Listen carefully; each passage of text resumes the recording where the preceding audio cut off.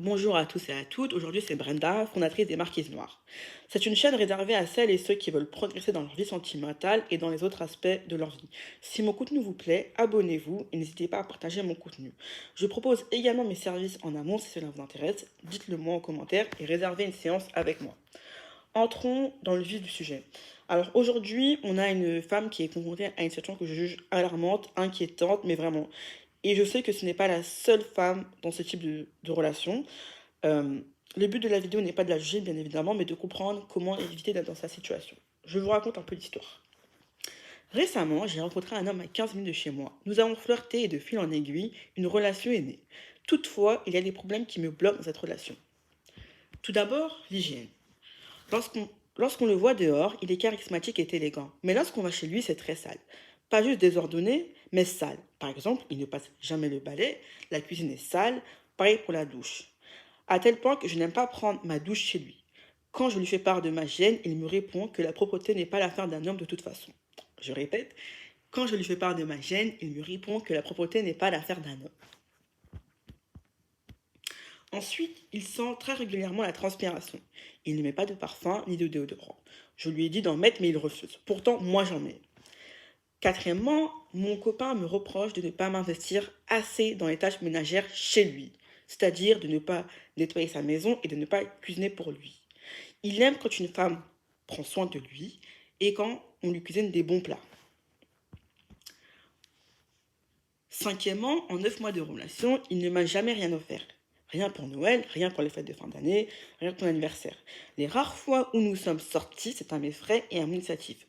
D'autant plus que jamais il ne me dépose ou me raccompagne pour rentrer chez moi lorsque je vais le voir. Je pense également qu'il est radin. Bon, fin de l'histoire.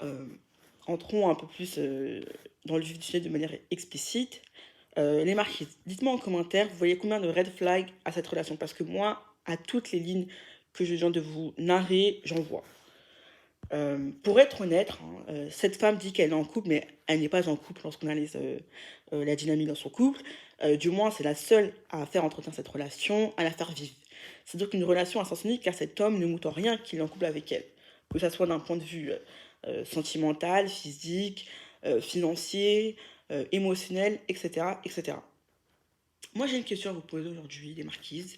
Est-ce qu'en 2024, c'est obligé d'être en couple? Sincèrement, car être dans ce genre dans ce genre de relation, pardon, c'est inacceptable. Même s'il y a l'inflation et le prix de la vie est devenu cher et vous voulez être en couple pour diviser les frais, c'est pas une raison pour être en couple avec ce genre d'homme.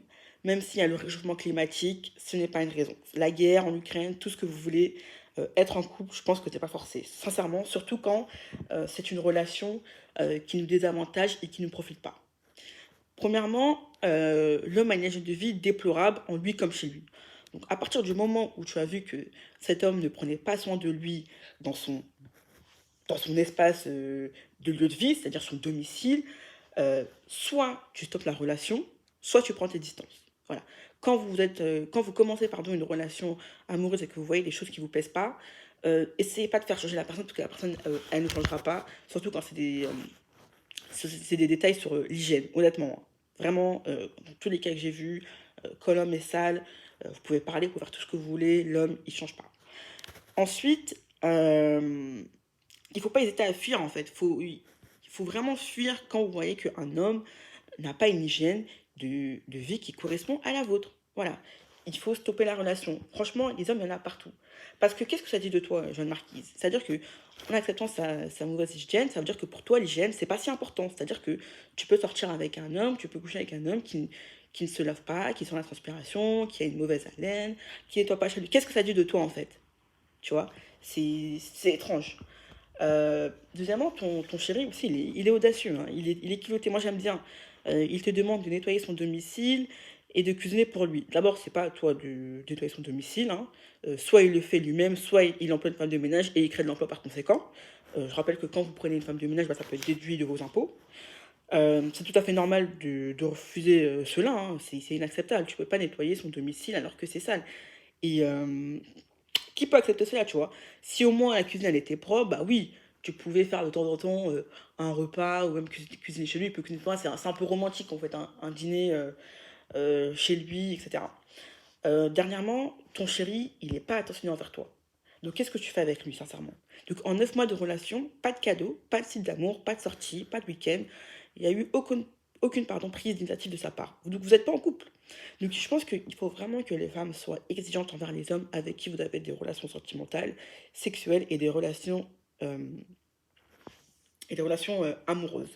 Euh, il n'est pas galant, il ne te propose pas de te ramener chez toi, de te déposer, de t'accompagner. C'est scandaleux. En fait, ça veut dire que même utiliser sa voiture pour toi, utiliser son essence pour toi, ça le dérange. Ça veut dire qu'il refuse, il calcule tous ses faits et gestes, ses actions envers toi. Il n'est pas sincère, il ne t'aime pas, il ne se projette pas euh, avec toi. Moi, je te conseille, jeune marquise noire, de quitter cette relation, de te concentrer sur toi-même. Et vraiment de faire le point sur qu'est-ce que tu attends d'une relation amoureuse, qu'est-ce que tu attends d'un homme, parce que moi, ce que je perçois lorsque je lis ton histoire, c'est que tu souhaites un homme attentionné, un homme élégant, un homme qui a une bonne hygiène de vie. Cette relation ne t'apporte rien, ce n'est que des problèmes. Moi, je dis toujours, à partir du moment où vous commencez à argumenter, euh, à disserter avec un homme, c'est que vous n'êtes pas fait pour être ensemble, sincèrement. Donc voilà, moi je vous encourage vraiment à être ferme lorsque vous êtes en couple. C'est-à-dire, il faut être ferme vis-à-vis de ses exigences sentimentales, de vos standards. Ne les baissez jamais pour un homme en fait. Voilà.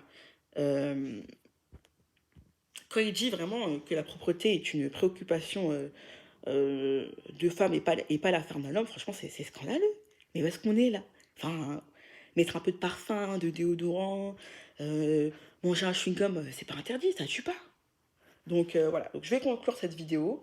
J'espère qu'elle vous a plu. N'hésitez pas à me dire vos avis, vos impressions sur l'histoire de cette jeune marquise.